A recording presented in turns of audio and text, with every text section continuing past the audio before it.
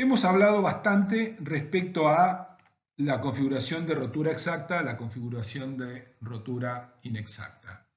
Hay diferentes maneras de obtener la configuración de rotura exacta o de moverse en dirección de la configuración exacta. Ya vimos que una forma es plantear el método del equilibrio. Entonces, como por cada subsector vamos a tener una ecuación de equilibrio, todas nos van a dar resultados diferentes, inspeccionando los valores que obtenemos, nos daríamos cuenta cómo hay que cambiar la configuración de rotura para que esos 3 o 4 valores que obtenemos en cada subsector nos den todo lo mismo.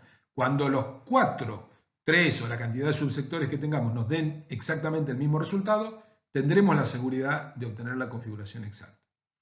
Entonces, con el método del equilibrio, eso es lo que hay que hacer básicamente. Pero el método que más se utiliza es el método de balance de trabajos. Y en el método de balance de trabajos, nosotros tenemos una única ecuación. Entonces, no nos dice nada cómo nos tenemos que mover, nos da un único valor. Esto, obviamente, digamos, la obtención de la configuración exacta no tiene nada que ver con la regla del 10%, porque recuerden, lo dije anteriormente, si sabemos que tenemos la configuración exacta, no aplicamos la regla del 10%. Entonces, lo que estamos viendo ahora es cómo obtener la configuración de rotura exacta para no tener que aplicar ninguna regla de nada y estar en el valor óptimo del método. Entonces, ¿cómo vamos a hacer con el método de equilibrio de trabajos para obtener la configuración exacta? Lo que vamos a hacer es matemáticamente recordar que según lo que estemos obteniendo, si estamos obteniendo las cargas, la carga última, la configuración exacta nos da el valor más chico de todos los posibles. Y si estamos obteniendo momentos, la configuración exacta nos da el mayor momento de todos los posibles. Entonces, vamos a ver primero cómo planteamos matemáticamente este problema. Planteemos la misma placa que habíamos visto anteriormente, que su configuración exacta es que este vértice del medio esté justo acá al medio, y vamos a plantearlo ahora. Recuerdan que cuando planteamos una configuración errónea habíamos puesto 2/3 de L. Ahora lo vamos a dejar descripto con un parámetro matemático que es esta distancia x. Entonces, si esto es x, esto que está acá es L menos x, porque el lado de la placa vale L, obviamente. Y lo vamos a dejar así, como una variable, que es esa variable, es la que maneja la mayor o cercanía o menor cercanía a la configuración de rotura exacta. En la otra dirección, para no complicar matemáticamente este problema, la vamos a dejar en la mitad, que ya sabemos que es el valor correcto. Pero este punto podría estar no centrado en ninguno de los dos ejes de simetría y tener una variable x en una dirección y una variable y en la otra dirección. No hay problema con eso. Bien, entonces cuando esto está planteado en términos de x, entonces cuando dibujamos nuestras configuraciones de rotura, aquí y aquí, haciendo cortes por el vértice, obtenemos el θ del ángulo A, que es este, el θ del subsector A, el θ del subsector B, el θ del subsector C y el θ del subsector D. Y los valores son estos. Pueden verificar, los valores son exactamente estos. Observen, esto tiene una carga Q uniforme, es el mismo problema que habíamos estudiado anteriormente. Observen que el trabajo externo es el mismo. Recuerden que el trabajo externo es la carga por el volumen de la pirámide. El volumen de la pirámide es área por altura sobre 3, y no importa dónde esté situado este punto, la altura siempre vale 1 y el área siempre es L cuadrado. Entonces, eso simplifica el planteo. El trabajo externo es Q por L cuadrado dividido 3. El trabajo interno, igual que vamos digamos, haciendo lo que habíamos hecho antes, el vector equivalente de este subsector es m por L, el de este también es m por L, y así siguiendo. Lo que cambia es el ángulo, entonces nos quedaba un factor común m por L, que es la magnitud de los vectores resultantes de cada uno de los 4 subsectores, y lo que cambia acá son los giros. Tenemos que multiplicar por la suma de estos 4 valores que están acá. Entonces tenemos tita A, tita B, tita C y tita D. Pero ahora todo esto no es un numerito, como cuando habíamos puesto el vértice en 2/3 de L, sino que depende de X. Varía con X. Si operamos matemáticamente con esto, vamos a obtener esta ecuación que está aquí. Lo único que hicimos fue este L meterlo dentro de los corchetes y de los paréntesis. Y después vamos a introducir una cantidad paramétrica K igual a X sobre L, nada más que para que esto quede adimensional. Y cuando hacemos ese reemplazo, lo que obtenemos es, al igualar trabajo interno a trabajo externo, esta ecuación que tenemos acá. Donde la ecuación está planteada en términos de momento igual a algo que depende de Q y de L y de K. ¿Qué es lo que maneja qué tan bueno es este valor de momento que obtenemos? Lo que maneja eso es K, justamente. Si K, esto ya lo sabemos, en general no sabemos, si K fuese igual a 0,5, tendríamos la configuración exacta. Si K es igual a 0,33, que es lo que teníamos anteriormente, nos va a dar mal, y así siguiendo. En este caso lo sabemos, pero en general no lo sabemos. No sabemos dónde estamos parados.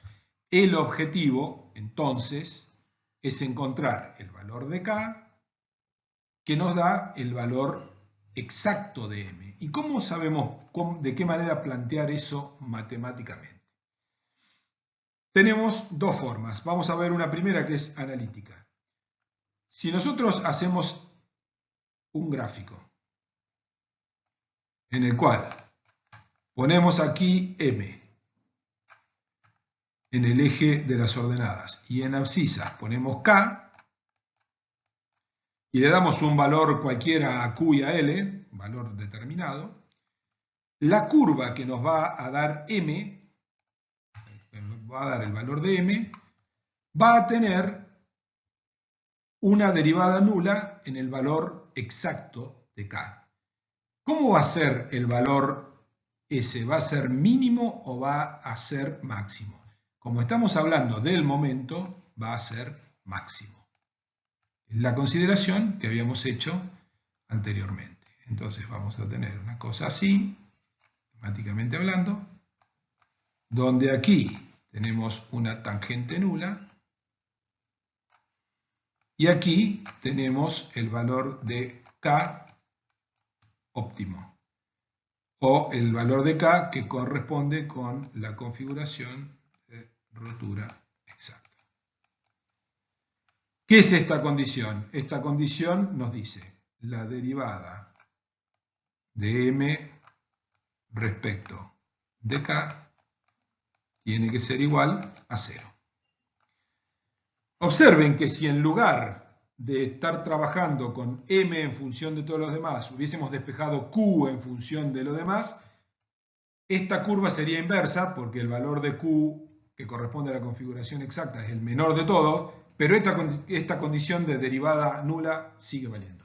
Pues ya sea un máximo o un mínimo, lo que identifica un máximo o un mínimo en una función es que la derivada vale 0. Entonces, no importa lo que estemos determinando, M o Q, siempre vamos a tener que plantear esto que estamos diciendo aquí. Se plantea derivada de momento respecto de algún parámetro igual a 0. Bueno, en este caso en particular vemos que no es necesario derivar toda la ecuación, nosotros podríamos derivar solamente el divisor, nada más que para no tener que estar haciendo derivadas más complicadas. Entonces se hace esta derivada, se le iguala a 0 y se despeja K de ahí.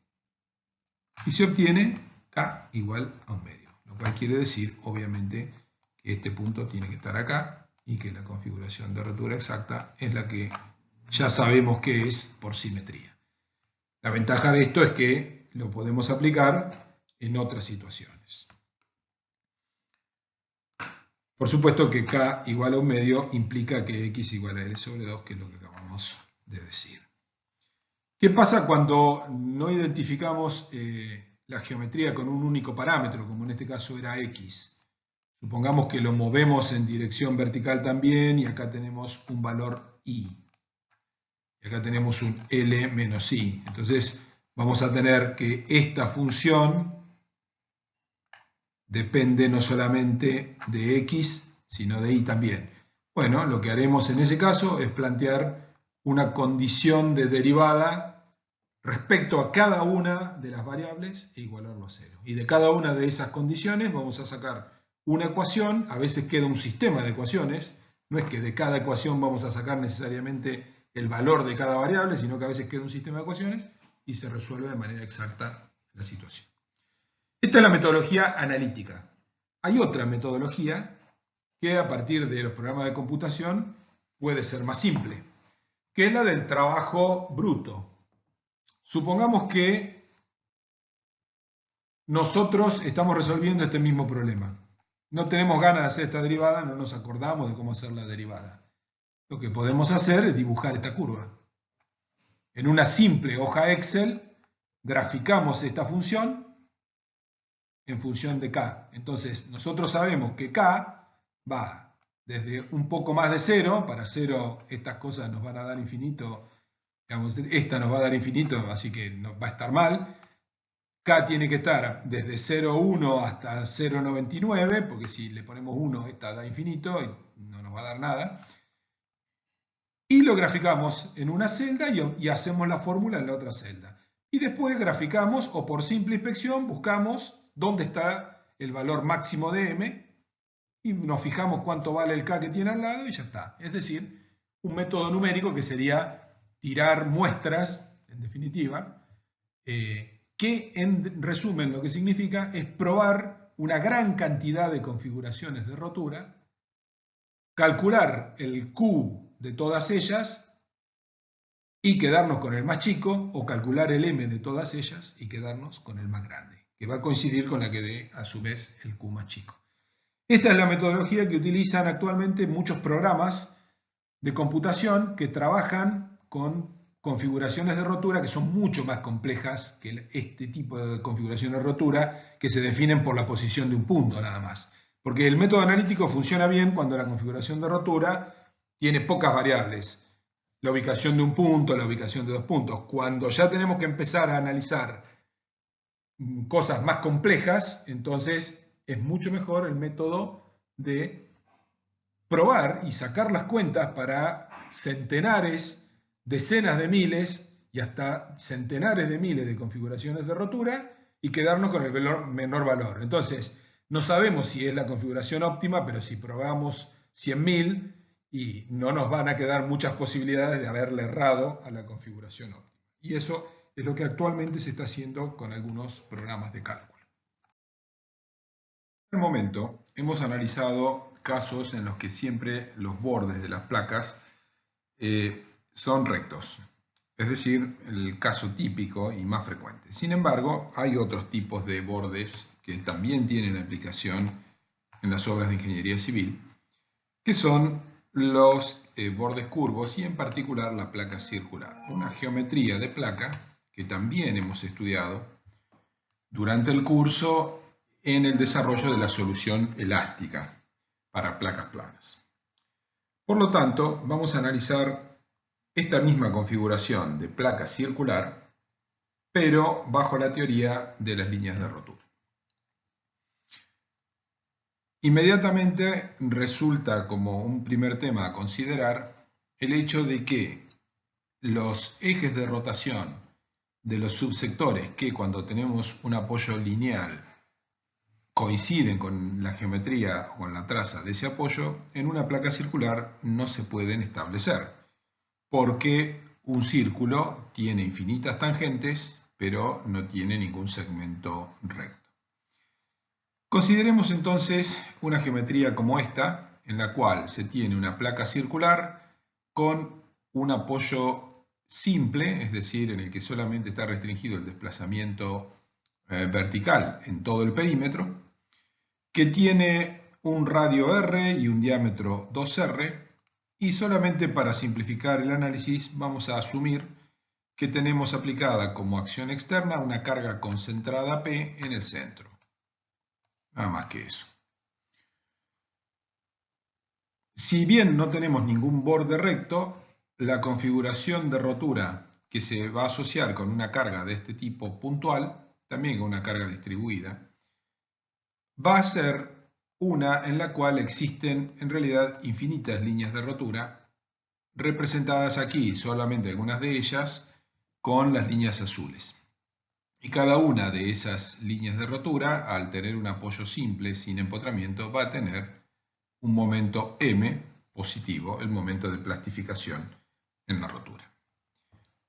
Para analizar la situación, vamos a ver primero cuál es la cinemática y tenemos dibujado aquí abajo un corte por cualquiera de los diámetros de este círculo. Esto es un problema que tiene axial simetría y por lo tanto si hacemos este corte vamos a ver que la configuración de rotura, la configuración cinemática de la configuración de rotura es un cono circular que tiene un desplazamiento máximo en el centro, al cual le vamos a asignar un delta igual a 1, y luego en un corte se vería de esta manera.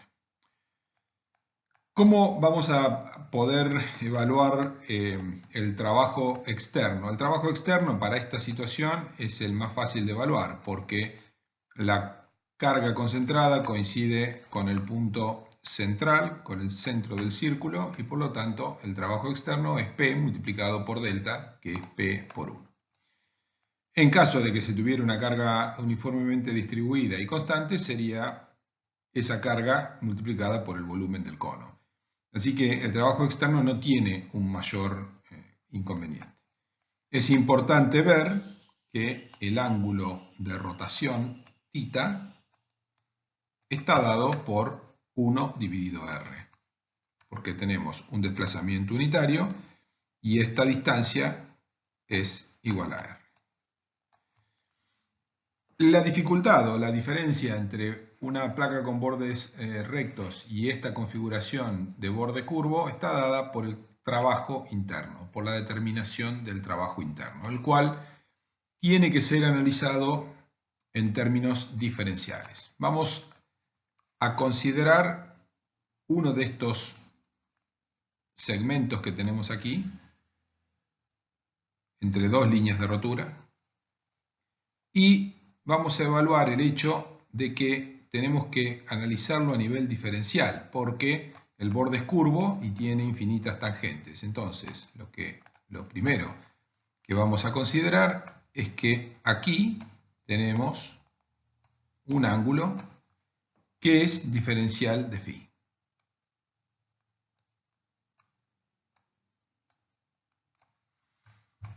Entonces, esta longitud medida, vamos a graficarla del otro lado, esta longitud, porque son todos iguales, esta longitud va a tener una magnitud R diferencial de φ.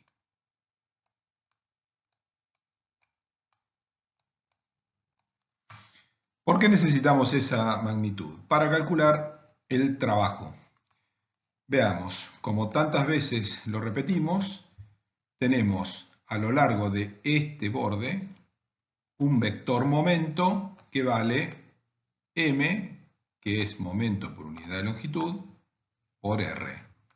A lo largo de este otro borde, de esta otra línea de rotura, tenemos otro vector momento que vale m por r. Este vector va en esta dirección, este otro vector va en esta otra dirección. Entonces, en definitiva, lo que tenemos es un vector así sumado a otro vector así. Su resultante es este vector momento que tenemos acá, que es equivalente a la suma de estos dos. Y como habíamos visto anteriormente, su magnitud es igual al mismo valor de momento por unidad de longitud multiplicado por la distancia entre estos dos puntos. O sea, el punto de inicio y el punto final. que es igual a el momento por unidad de longitud por esa longitud, que es esta cantidad que habíamos calculado aquí. R por diferencial de phi. Ese vector momento, que en definitiva no es un vector momento porque está multiplicado por un diferencial, sino que es un diferencial de vector momento, realiza trabajo sobre este ángulo θ, que es igual a 1 sobre R. Y de allí aparece esta cantidad. Diferencial de trabajo interno igual a el momento por R por diferencial de phi multiplicado por θ, que es 1 sobre R, y eso da que el diferencial de trabajo interno es m diferencial de phi. Pero eso es solamente el trabajo interno que se realiza en un diferencial de ángulo phi. Para obtener el trabajo interno total es necesario integrar en toda la circunferencia. Y esa integral, como el valor de m es constante, sale fuera del integral y se termina integrando diferencial de phi entre 0 y 2pi, y entonces el trabajo interno es igual a m multiplicado por 2pi. Ahora sí podemos plantear la igualdad de trabajo externo y trabajo interno, como hemos hecho. Estamos aplicando el método del balance de trabajos, y nos queda que 2 veces el momento de plastificación por pi es igual a la carga externa. De donde podemos, por ejemplo, despejar, si estamos en un caso de diseño en el cual, dada la carga, queremos obtener el momento de plastificación para, por ejemplo, dimensionar armaduras, obtenemos que ese momento de plastificación es P dividido 2pi. Aparece una particularidad que habrán notado seguramente, y es que este momento no depende del radio de la placa circular. Esta singularidad se da porque hemos supuesto que la carga P está concentrada en un punto, lo cual en realidad es físicamente imposible. Lo que normalmente se tiene o se asume en el cálculo de estructuras como una carga concentrada, normalmente es una carga muy grande concentrada en un área pequeña, pero siempre hay una superficie en la cual se concentra la carga. Por ejemplo, una columna, imaginémonos una columna circular. Para el análisis macroscópico la consideramos como una carga puntual, pero en realidad siempre tiene un diámetro o un radio o un lado, si esa columna es circular o es cuadrada o rectangular.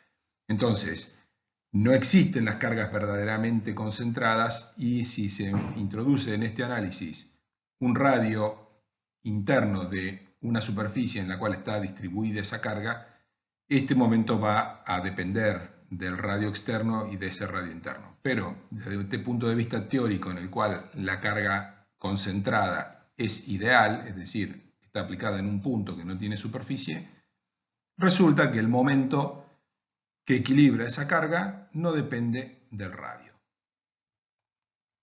Y esta sería la solución para la situación de placa circular con la carga concentrada.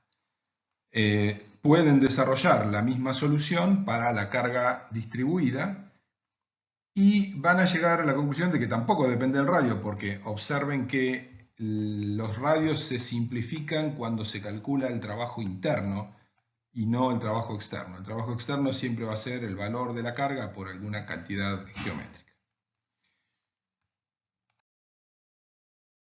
Este análisis nos lleva a otra manera de ver algunas configuraciones de rotura y tener presente que pueden aparecer efectos locales cuando tenemos cargas concentradas.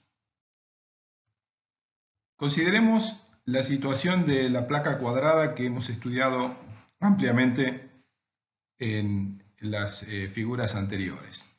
Pero consideremos ahora que en lugar de tener una carga uniformemente distribuida, está sometida a una carga concentrada en el centro. La configuración de rotura va a seguir siendo la misma porque esta carga concentrada mantiene los mismos ejes de simetría que la carga uniformemente distribuida y constante. Por lo tanto, la configuración de rotura es la que estamos viendo aquí, con las 4 líneas de rotura en cruz, cada línea con un momento m y con su borde simplemente apoyado.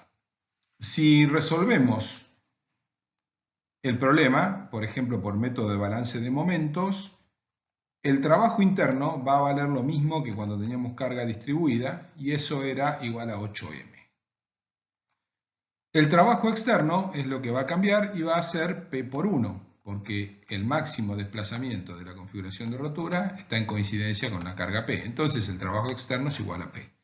Igualando, vamos a obtener que el momento que surge de esta configuración de rotura, a la cual vamos a llamar configuración de rotura 1, es M1 igual a P dividido 8. Una vez más, tenemos el hecho de que al tener carga concentrada ideal en un punto, el momento no depende del lado de la placa.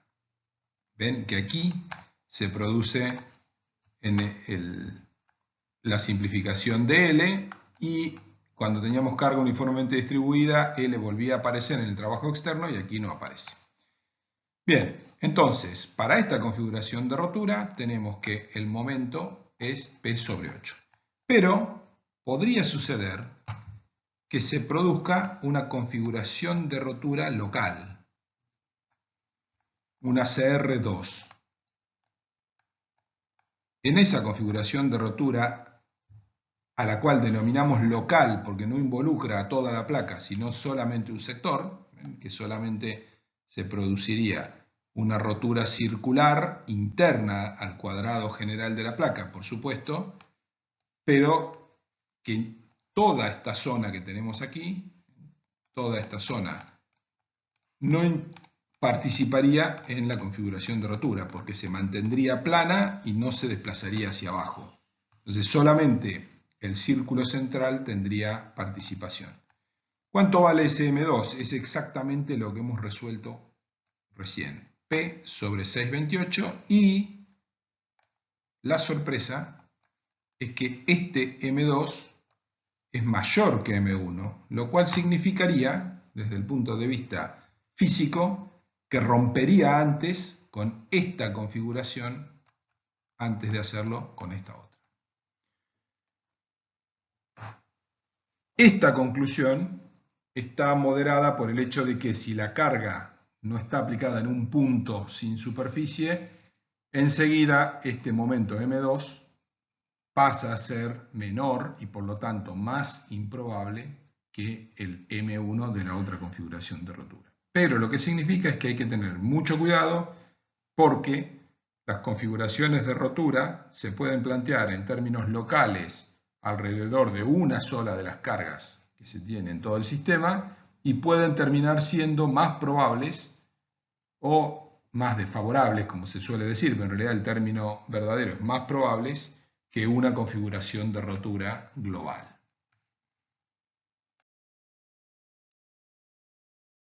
Llegado a este punto, podemos hacer un balance entre los dos métodos que hemos analizado, que hemos estudiado en el curso para resolver placas planas. Hemos desarrollado previamente la solución elástica, la ecuación de Lagrange, las soluciones que en la práctica se implementaron con tablas, las tablas de Kalman, por ejemplo, se pueden implementar soluciones numéricas a través de desarrollo en series de Fourier y finalmente también en la práctica vimos la implementación a través del método de elementos finitos.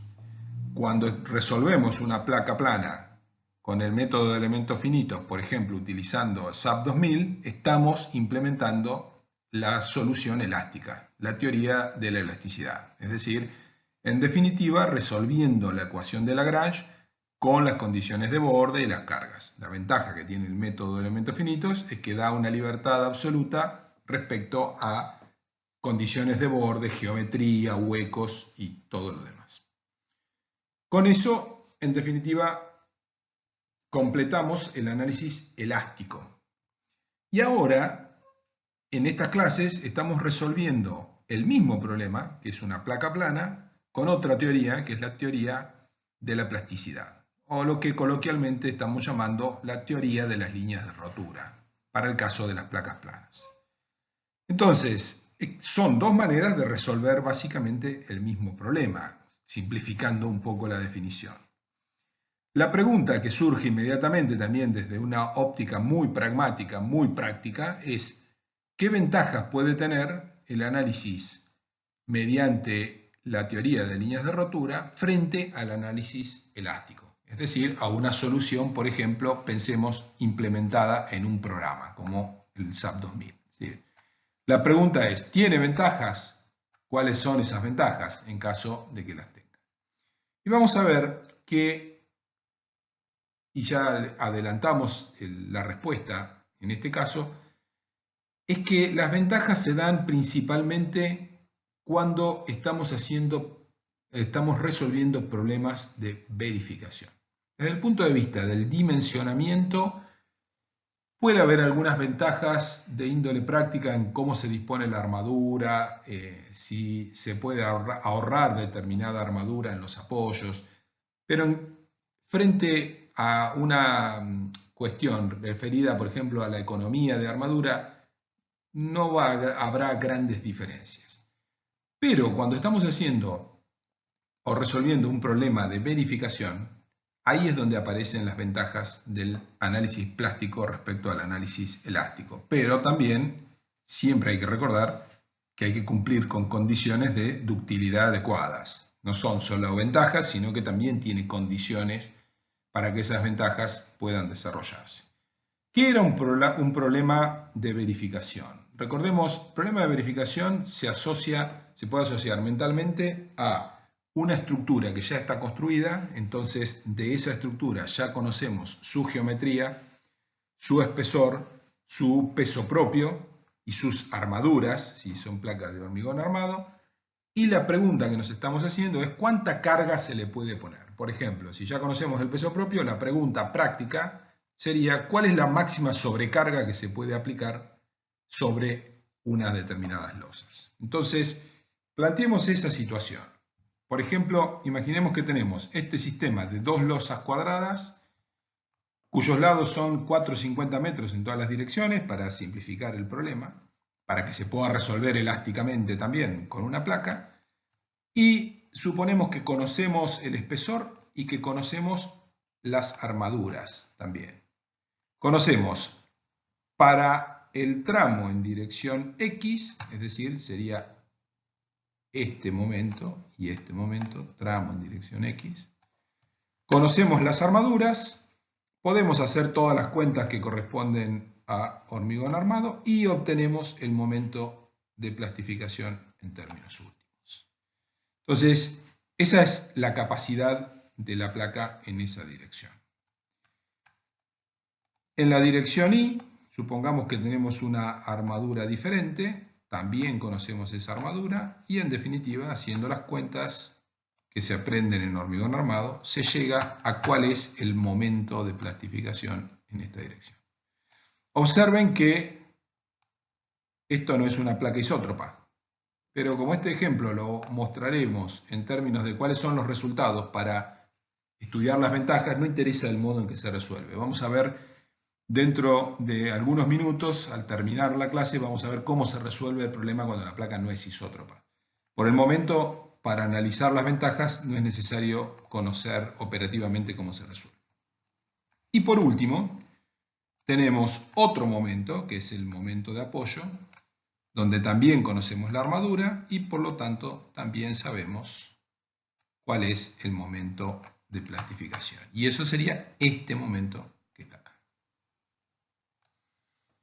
Entonces, nosotros sabemos cuál es la máxima resistencia que tenemos en estas secciones. Y lo que queremos saber es cuál es la máxima sobrecarga que podemos aplicar a estas dos losas, suponiendo que son las dos iguales. Y a partir de eso, definir un uso posible. Entonces, está relacionado con alguna consecuencia probablemente económica la conclusión a la que nosotros podamos arribar, porque podríamos habilitar mayor cantidad de usos en un caso si obtuviéramos la posibilidad de aplicar una sobrecarga mayor, siempre por supuesto cumpliendo con todas las condiciones reglamentarias. De eso se trata. Cuando hacemos el análisis elástico de esa capacidad, el análisis elástico tiene una característica, y es que en las secciones de una placa, por ejemplo, vamos a considerar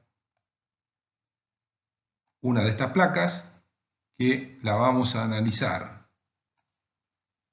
y la resolvemos para simplificar con una tabla como las de Kalmanov. Consideramos la placa cuadrada con borde simplemente apoyado, borde empotrado, y vamos a resolver cuánto valen esos momentos. Entonces, la solución elástica va a dar una distribución de momentos que es así.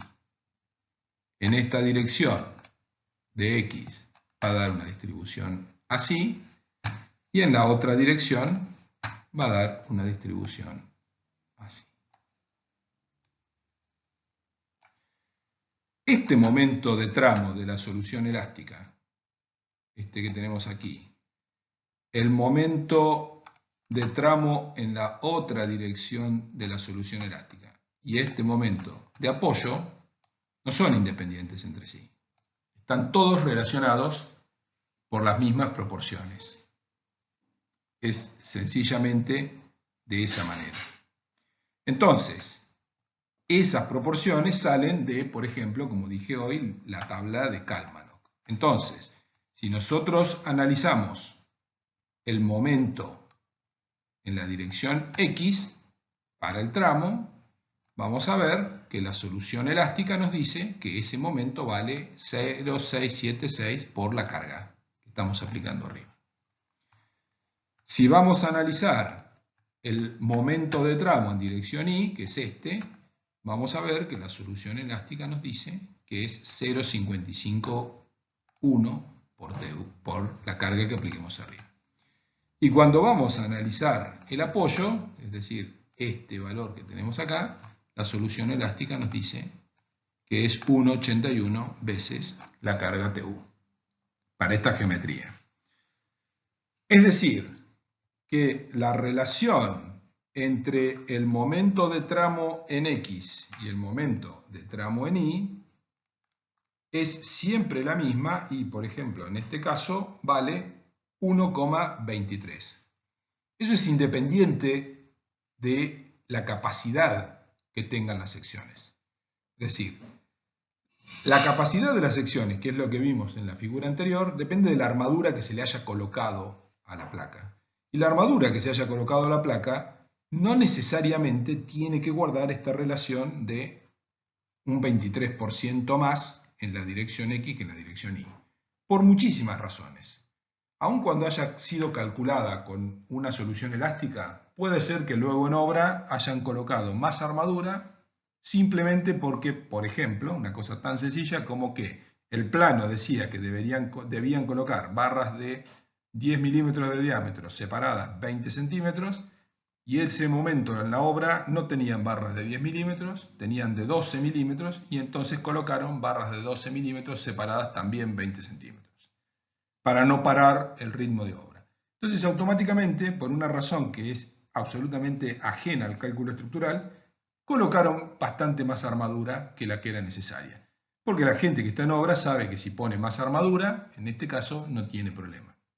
Entonces le dieron más capacidad a la placa, pero por una razón simplemente operativa de disponibilidad. Y lo mismo pasa con la armadura de apoyo y la capacidad de apoyo.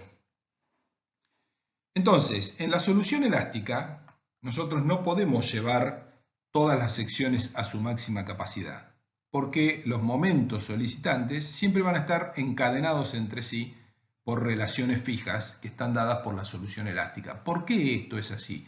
Porque la solución elástica es única. No hay infinitas soluciones para el problema cuando lo estudiamos elásticamente. En cambio, cuando lo estudiamos plásticamente, con la teoría de líneas de rotura, tenemos muchas soluciones que satisfacen el teorema del límite superior. En cambio, hay una sola solución que satisface la ecuación de Lagrange. Por esa razón, cuando analizamos la capacidad del tramo X, decimos que este es el momento solicitante. El momento solicitante es 0,676 por TU y tiene que ser menor que la capacidad que sale de las armaduras.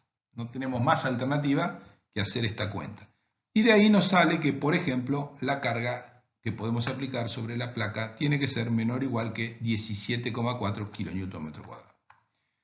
Cuando vamos a la capacidad del tramo en I, el momento está fijo, tiene que ser menor que lo que las armaduras dicen que resiste, y de ahí sale otra carga que es TU menor que 23,97. Y cuando vamos al apoyo, el momento de apoyo está fijo por la relación elástica, la capacidad está determinada por las armaduras, y de ahí sale que TU tiene que valer menos que 9,48. ¿Cuál es la máxima carga TU que le podemos aplicar a esta placa cuando la analizamos con la solución elástica? Esta, la menor de todas, no tenemos alternativa. Porque si nosotros le aplicamos la carga TU de 17,4 kN/m², se va a romper, entre comillas, el apoyo, se va a superar la capacidad del apoyo, porque el apoyo no resiste más con la solución elástica que 9,48 kN/m². Entonces, si se hace la consideración de que la pregunta original era cuál es la máxima sobrecarga que se puede aplicar, suponiendo que se conoce el peso propio, que es este término que está acá, colocando como capacidad máxima de la placa los 9,48 que salen de aquí, del apoyo, este es el que limita la capacidad del sistema, encontramos que la máxima sobrecarga que podemos aplicar es 2,55 kN/m². Entonces, haciendo un análisis elástico de la capacidad del conjunto, vemos que la limitación de la capacidad del conjunto está dada por el apoyo, que cuando el apoyo, de acuerdo a la teoría elástica, llega a su máxima capacidad, los tramos todavía tienen capacidad remanente, pero no hay forma de aprovecharlo. Porque como las tres solicitaciones de apoyo y de tramo en X y de tramo en Y están todas relacionadas por relaciones numéricas constantes e inamovibles, porque es la solución elástica, cuando una de los tres llega a su máxima capacidad, aunque a los otros dos les quede todavía capacidad remanente, no se puede aprovechar. Y por lo tanto, la máxima sobrecarga que tenemos que poner en nuestro informe estructural es 2,55 kN/m², lo cual será adecuado para ciertos usos, pero tal vez para otros no. No sabemos si el cliente que nos encargó este trabajo, este número le sirve o no le sirvió, pero en cualquier caso tenemos un valor de 2,55. Vamos ahora al análisis por líneas de rotura. Cuando nosotros planteamos el análisis por líneas de rotura, lo que vamos a tener es muy probablemente una configuración de líneas de rotura que va a considerar una línea de rotura negativa aquí y luego considerará algunas líneas de rotura probablemente de esta forma por aquí. Como esta losa no es isótropa, no vamos a tener M en todas las líneas de rotura, salvo en la de apoyo, ¿no? Aquí vamos a tener, en esta vamos a tener M' de apoyo, porque es totalmente coincidente. En estas otras vamos a tener valores que combinan la capacidad en X y la capacidad en Y. En cualquier caso, lo más importante de todo es que nosotros vamos a poder considerar las tres capacidades nominales en conjunto, es decir, llevar el apoyo, el tramo en X y el tramo en Y a el 100% de su capacidad plástica. Y de ahí, haciendo las cuentas correspondientes, resulta que T sub U es 19,2 kN metro cuadrado, y cuando vamos a calcular la sobrecarga que podemos aplicar, esta resulta de 8,63 kN metro cuadrado contra los 2,55 que nos había dado la solución elástica.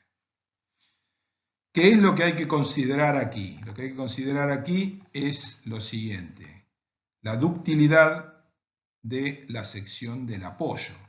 Nosotros consideramos el diagrama momento-curvatura de la sección del apoyo. Recuerden, al principio de la clase habíamos mostrado diagramas momento-curvatura de secciones de hormigón. Entonces, esta sección tendrá que tener una ductilidad adecuada. ¿Por qué la del apoyo tiene que tener ductilidad adecuada? Porque es la sección a la cual primero se va a llegar a este límite de plastificación. ¿Qué nos dice eso? El cálculo anterior, el cálculo elástico. En el cálculo elástico, la sección que primero llegaba a su límite era, cuando hacíamos un análisis elástico, era la sección del apoyo. Como nosotros vamos a estar incrementando cargas y viajar por esta línea que es de análisis elástico, el apoyo va a llegar primero a este punto y luego va a empezar a recorrer esta rama de plastificación. A medida que recorre esta rama de plastificación el apoyo, eso le va a permitir a el tramo en X y el tramo en Y ir llegando a su límite de plastificación. Lo que tenemos que asegurarnos a partir de la ductilidad es que estos puntos no llegan a este límite, que es el de rotura. Hasta acá no podemos llegar. Entonces, podemos aplicar una sobrecarga de 8,63 en lugar de 2,55, pero vamos a tener que estar mirando la ductilidad. Hay que tener mucho cuidado y chequear la ductilidad de las secciones, ¿sí? Lo cual, en realidad, las herramientas para hacer ese chequeo las vamos a adquirir en los cursos, o ya las adquirieron los cursos de hormigón armado. Pero hay que señalar el problema en términos de que aplicar un análisis por líneas de rotura no nos da mágicamente un incremento en la capacidad de un sistema estructural, sino que eso es a costa o siempre y cuando se tenga una determinada ductilidad, y eso debe ser verificado de alguna manera. Vamos a analizar un tema que en el caso de la solución elástica es ampliamente conocido, que es el de la superposición de acciones. En realidad, en cualquier cálculo que no sea lineal y que no sea elástico, no existe la superposición de acciones en términos de pensar que la acción de una carga P1 más sumada, superpuesta a una carga P2 es igual al efecto de la carga P1 sumado al efecto de la carga P2. Eso es lo que se denomina superposición de acciones. Cuando estamos trabajando con un método plástico, no existe la superposición de acciones. No existe el principio de superposición. Si nosotros tenemos una placa con una carga P1 más P2, el efecto, por ejemplo, el momento del sistema combinado de las dos cargas, no es igual al efecto de la carga P1 más el efecto de la carga P2.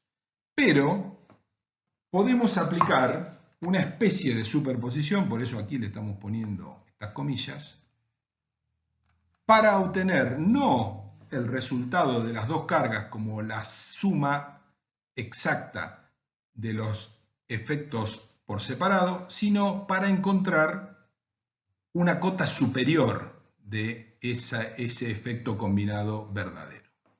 Entonces, por eso es que se lo llama superposición entre comillas.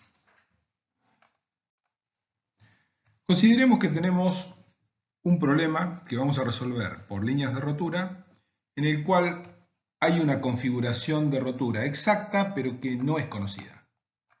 Es decir, en definitiva, lo que estamos diciendo es que este dibujo que tenemos acá, en realidad no lo conocemos. Lo vamos a plantear para explicar la metodología, pero en realidad se aplica a cuando no podemos hacer ese dibujo. Entonces, supongamos que tenemos, para poder hacer esta superposición, tenemos que tener dos cargas diferentes. Entonces, supongamos que esas dos cargas diferentes son P1 y P2. Y que esta, como dije, es la configuración de rotura exacta, no conocida, que lleva a un momento exacto igual a M. Ahora vamos a hacer el siguiente análisis. En términos de que el efecto este M, nosotros podemos obtenerlo como la suma de dos términos.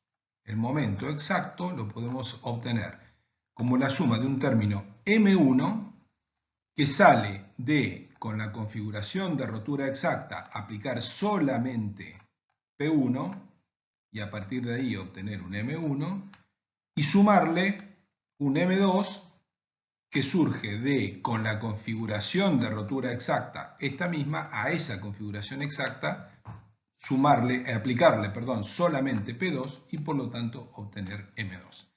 Esto no es ningún principio físico, es una cuestión matemática. Si nosotros usamos la misma configuración de rotura, la ecuación de trabajo interno va a ser la misma, y si aplicamos, es como separar los términos de trabajo externo y de trabajo interno en dos términos M1 y M2, y vamos a encontrar que el momento exacto es una cantidad que viene por el lado de la carga P1, que es M1, sumado a otra parte de ese momento exacto, a otra cantidad, que es M2, que viene de P2. Pero insisto, más que un principio físico, porque no hay ningún principio físico acá, es un tema de división de las cuentas de la matemática de la solución de este problema. Ahora tenemos que pensar que todo esto que hemos analizado aquí superiormente, en realidad no lo conocemos.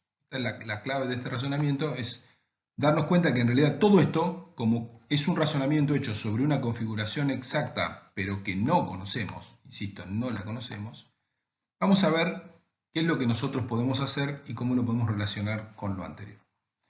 Entonces, supongamos que ante este problema, en el cual tenemos esta placa con dos cargas concentradas, no podemos determinar esa configuración exacta y entonces decimos, vamos a tratar de resolver esto por separado para la carga P1 y la carga P2.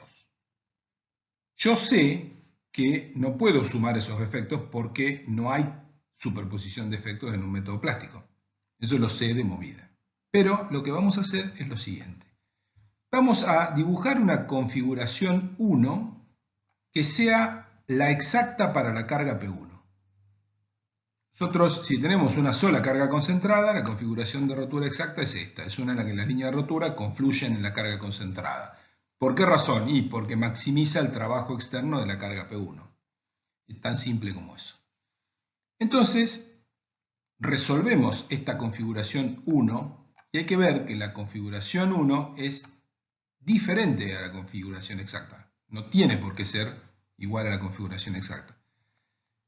Entonces, resolvemos y obtenemos un momento M'1. Ahora, veamos esta configuración C1, que es exacta para P1, y comparémosla con esta otra que tenemos dibujada acá. Esta S1 no es la configuración exacta para P1 sola y deriva en un momento M1. Y esta C1 sí es la configuración exacta para P1 solo y deriva en un momento M'1. ¿Cómo es M1 respecto a M'1? Si C1, cuando estamos analizando solamente la carga P1 aplicada, nada más, si C1 es exacta y S1 no es exacta, entonces el momento M1 es menor que M'1. Recordemos que la configuración exacta nos da momentos más grandes que las no exactas. Ahora vamos a pasar a analizar la placa con una configuración C2, que es la exacta para P2 sola, y deriva en un momento M'2. Fíjense que las configuraciones de líneas de rotura C1 y C2 son diferentes. Yo no podría aplicar C1 y C2 para P1 y P2 juntas porque las líneas de rotura son todas distintas. Entonces, no estoy pensando en resolver el problema de las dos cargas juntas, sino que estoy pensando en resolver de manera exacta la losa para P1 y después, en otro análisis, de manera exacta la losa para P2. Entonces ahora comparo esta C2 con S2. S2 deriva en un M2. Cuando considero solamente P2, esta configuración es buena y S2 es mala. Entonces, el momento M2, que sale de la configuración no exacta para una sola carga aplicada, que es P2, es menor o igual que M'2, porque M'2, para el problema de tener solamente P2, es la configuración exacta. Entonces, estas dos conclusiones que tengo acá, M1 menor o igual que M'1, M2 menor o igual que M'2, las obtuve por separado, para dos configuraciones diferentes, ¿sí? Que es lo que puse aquí. C1 y C2 son las configuraciones exactas para P1 y P2 por separado, que no es el problema real que tengo. El problema real que tenemos es P1 y P2 juntas. Bien, entonces, ahora nosotros decimos, a partir de este análisis que hicimos al principio, de los dibujos que están arriba, que en realidad no conocemos, nosotros sabemos que el momento exacto es la suma de M1 más M2. Es igual. Pero M1 es menor o igual que M'1. Y M2 es menor o igual que M'2. Entonces, si M1 es menor que M'1 y M2 es menor o igual que M'2, como los dos son menores o igual que los otros dos valores, puedo decir que su suma es menor o igual que M'1 más M'2. Esto es válido siempre y cuando los momentos sean de igual signo. Es una consideración importante que hay que hacer. ¿Cuál es la consecuencia práctica de esto, de toda esta maraña de razonamientos? Que cuando nosotros analizamos un problema en el cual en realidad tenemos dos cargas, como es esto, y no podemos saber cómo es la configuración de línea de rotura, es decir, estas líneas azules no las conocemos, si nosotros resolvemos por separado la estructura para una carga y calculamos el momento asociado, resolvemos el sistema para la otra carga y calculamos el momento para esa configuración y luego lo sumamos, que es lo que estamos haciendo acá, esa suma es mayor o igual que el verdadero momento exacto que no conocemos. Entonces, no vale el principio de superposición en términos de igualdad, sino que lo que hacemos es encontrar un valor que es superior o igual al momento exacto. Eso nos sirve en términos prácticos, porque si nosotros, a partir de resolver por separado para las dos cargas, esta y esta situación, obtenemos un valor que es mayor, vamos a colocar eventualmente mayor cantidad de armadura en la placa, y por lo tanto no vamos a quedarnos en una situación de inseguridad estructural. Lo que vamos a hacer es eventualmente poner un poco más de armadura que la necesaria, lo cual puede ser un pequeño problema en términos económicos, muy pequeño, porque es nada más que costo de acero, que comparado con el costo total de la obra tiene muy poca incidencia, y vamos a seguir estando del lado que el reglamento nos indica que tenemos que estar en términos de seguridad estructural.